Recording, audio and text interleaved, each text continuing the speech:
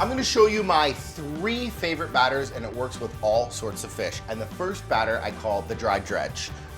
I like to use buttermilk. You can let the fish soak in buttermilk for an hour if you like. And once it's soaked, it goes right into a dry mixture, just like that. And you get a nice little coating on it, and it gets really crispy in the fryer. That's a perfect dry dredge.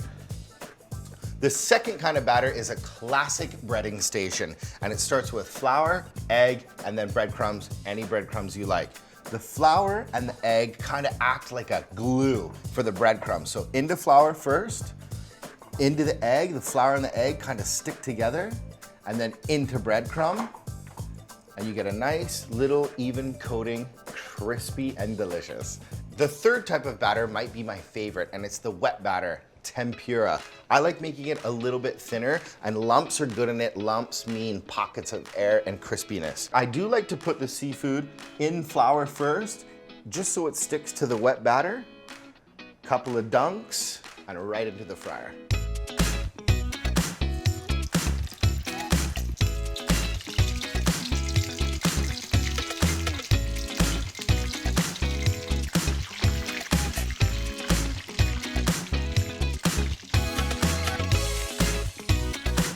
There you have it, my favorite 3 batters.